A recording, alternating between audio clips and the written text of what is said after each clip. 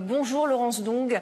Bonjour. Merci d'être avec nous sur RT France. Le putsch est avorté, les membres du commando ont été arrêtés. Le responsable de ce commando est un certain Kelly Ondo Ambiang. Qui est-il précisément ? Alors, avant, je voudrais quand même préciser que l'information selon laquelle le coup d'État aurait été avorté n'est pas confirmée, n'est pas vérifiée. Oui, c'est une source présidentielle. Voilà, c'est le gouvernement qui donne l'information, c'est le ministre de la Communication qui a parlé au téléphone avec un média français. Donc l'information n'a pas été vérifiée parce que moi, j'ai appelé encore le Gabon il y a quelques minutes avant de passer sur votre plateau. Le coup d'État est toujours en cours, c'est-à-dire ce ministre de la Communication, porte-parole du gouvernement, ne s'est pas exprimé sur les télés nationales.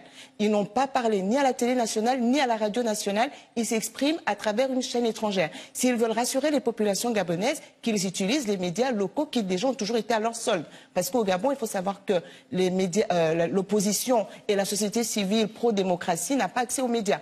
Les médias sont sous leur contrôle, qu'ils parlent aux Gabonais à travers les médias locaux. Donc c'est une information à prendre quand même avec beaucoup de pincettes. Maintenant, qui est le lieutenant-colonel Kelly Ondo Ambiang? Il s'est présenté lui-même comme étant un lieutenant de la garde républicaine. Il est commandant adjoint à la garde d'honneur. Ce qui est étrange quand même, c'est que cette garde d'honneur est sous la direction quand même de Frédéric Bongo. Donc c'est quelqu'un qui travaille en étroite collaboration avec Frédéric Bongo, qui est le petit frère d'Ali Bongo Ondimba et qui en même temps est responsable des services de renseignement de la garde républicaine, mais pas de l'ensemble du pays. Alors Ali Bongo est en convalescence en ce moment au Maroc. C'est la vacance du pouvoir qui a fait que... C'est la première fois d'ailleurs qu'il y a un putsch au Gabon. Comment l'expliquez-vous ? Alors, c'est un ensemble de choses. Il faut dire que les Bongo et le système qu'ils ont mis en place, parce que la maladie d'Ali Bongo montre bien qu'il ne s'agit pas uniquement d'un individu. Ali Bongo est une pièce d'un puzzle qui, malheureusement, pille le Gabon.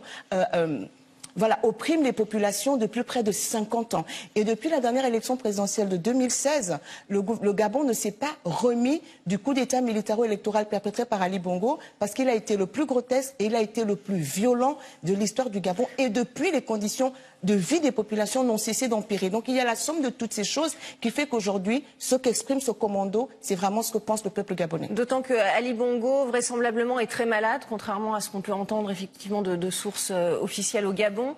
Il est incapable de reprendre le pouvoir, Ali Bongo ? Écoutez, je pense que vous avez dû voir la vidéo de 2 minutes qui a été présentée comme un discours à la nation. C'est indécent de faire des choses comme ça. Prendre un individu aussi diminué. Déjà, lorsqu'il est tombé malade, lorsqu'il a fait cet AVC, la communication n'a pas été véridique vis-à-vis de la population gabonaise. Ni le porte-parole du gouvernement, ni celui de la présidente de la République n'ont annoncé à la population que le président avait fait un accident vasculaire cérébral. Ça a été l'omerta totale autour de cette situation. Son porte-parole a d'ailleurs dit qu'il s'agissait d'une fatigue passagère, ensuite d'une fatigue sévère, ensuite des saignements. Mais on voit que Ali Bongo, qui a pu faire 7 heures de vol de Riyad à Rabat, n'est plus capable de faire 3 heures de vol de Rabat à Libreville pour aller s'adresser aux Gabonais depuis le pays. Donc il y a tellement de mensonges autour de tout ça. Et le 31 décembre, on nous présente un individu complètement affaibli. Il a tout le côté droit qui est paralysé. Quand on écoute la vidéo, il a des problèmes de prononciation, il a des pertes de mémoire. Mais derrière, on veut quand même nous faire croire qu'il continue à travailler 7 heures par jour pour gérer les problèmes du pays. Il y a trop de mensonges. Vous avez été cité par les putschistes qui vous ont appelé à aller à l'Assemblée nationale. Comment l'expliquez-vous ? Alors, tous ceux qui me suivent depuis que je me suis engagée dans cette lutte contre la dictature savent que je suis une partisane de la lutte non violente. Et depuis quelques années, depuis notamment 2016 ici en France, je suis, semble-t-il, le visage qui parle de la cause des Gabonais dans les médias et partout. Et je pense que par rapport à cela, j'ai gagné une certaine notoriété auprès de mes compatriotes qui voient en moi une personne qui est capable de participer à la construction du pays. C'est comme ça que je l'interprète. Mais hormis cela, je n'ai pas de relation avec eux. J'ai toujours mis en garde d'ailleurs le régime en place en disant que lorsqu'on confisque toutes les libertés, lorsqu'un peuple croit à l'alternance, croit au verdict des urnes et que même cela on le lui confisque, quelle solution on lui offre pour l'alternance? On arrive finalement à ce genre de situation, le coup d'État, parce que tout est verrouillé de toutes parts. Toutes les manifestations pacifiques sont réprimées. Personne ne peut s'exprimer. On n'a pas accès aux médias, on n'a accès à rien du tout. Moi, aujourd'hui, je n'ai même pas le droit de mettre les pieds au Gabon, je risque la prison. Ou au mieux la prison si ce n'est l'assassinat ou l'enlèvement. On ne peut pas continuer à diriger un pays comme ça en 2019. Comment est-ce que vous voyez la reprise? Alors, à confirmer évidemment que les putschistes auraient été arrêtés, ce n'est pas confirmé, c'est ce que vous nous dites. Mais la reprise en main s'annonce compliquée, sévère, encore plus qu'auparavant? La reprise en main sera très compliquée. Pourquoi?